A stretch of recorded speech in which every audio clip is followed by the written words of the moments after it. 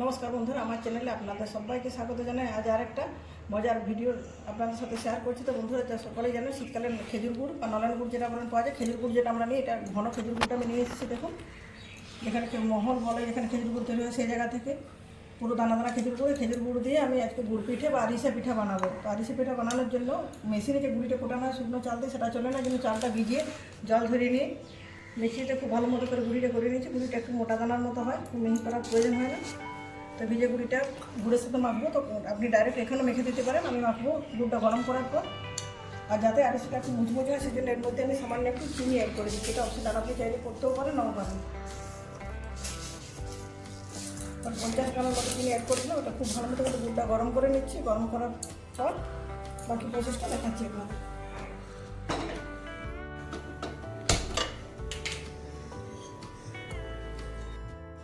তো দেখুন বন্ধুরা, কিছুক্ষণ গরম করার পর গুড়ের মধ্যে কম পরিমাণ চিনি দিচ্ছিলাম, চিনিটাও গুলে গেছে, গুড়টাও অনেকটা নরম হয়ে গেছে। তারপর এরকম ফুল উপর দিকে উঠছে, এভাবে কিছুক্ষণ নাড়াচাড়া করে নিচ্ছি। নাড়াচাড়া করতে করতে বুঝতে পারবো যখন একটু জমাটি ভাব আসছে, তখন এটা আস্তে আস্তে বন্ধ করে দেবো। এবার একটু গুড়টা ঠান্ডা হয়ে গেলে এর মধ্যে আস্তে আস্তে চালের গুঁড়োগুলো অ্যাড করে আরিসা পিঠার মাখনটা তৈরি করে নেব। তো দেখুন বন্ধুরা, আরিসা পিঠা বানানোর জন্য দুধটা পুরোপুরি আমার রেডি হয়ে গেছে। এরপর এই বাটিতে করে এক বাটি করে দিয়ে দিচ্ছি, আর আস্তে আস্তে নাড়াচাড়া করে মিক্স করে দিচ্ছি। একবারে খুব বেশি দেওয়ার প্রয়োজন নেই, বারে বারে দিয়ে মিক্স করে নিতে হবে।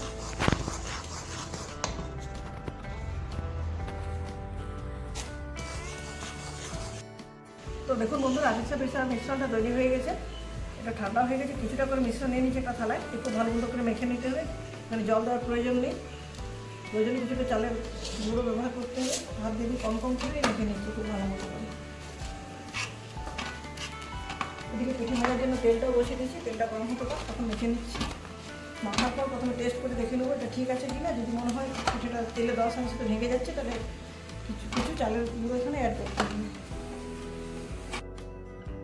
তো বন্ধুরা, আরিসা পিঠা বানানোর জন্য আমার মিশ্রণটা পুরোপুরি মেখে তৈরি করে নিয়েছি। দেখুন, দুটো টেস্ট করার জন্য দিয়েছিলাম, খুব ভালো মতো খোলা খোলা হয়েছে। একটু ছোটো সাইজে দিয়েছিলাম, পরে বড় বড় করবো।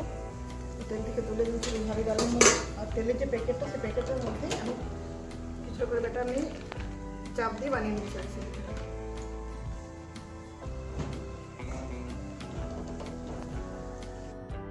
তো দেখুন বন্ধুরা, পিঠেগুলো ভাজা হয়ে গেছে। একটা পিঠ ভাজা হয়ে গেছে, কিরকম তেলের উপরে উঠে গেছে, কতটা খোলা খোলা হয়েছে। উল্টে দিচ্ছি, উল্টে পাল্টে দুটো পাশে ভেজে নিয়ে তুলে নিচ্ছি। উল্টে ভাজা হয়ে গেছে উপরের দিকটাও।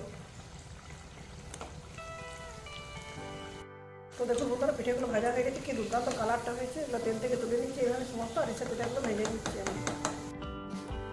তো বন্ধুরা দেখুন, আমার সমস্ত খেজুর গুড়ের আরিসা পিঠা বা গুড় পিঠাগুলো বানানো হয়ে গেছে। এগুলো দেখতেও যেমন সুন্দর, খেতেও সেরকম অপূর্ব স্বাদের হবে।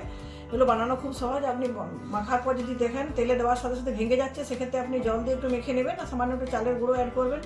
তারপরে যদি দেখেন যে একটু ফেটে ফেটে যাচ্ছে, গুঁড়ো হয়ে যাচ্ছে না, সেক্ষেত্রে আপনি একটু নরম করে দেবেন। তারপর তেলে দিয়ে দেবেন।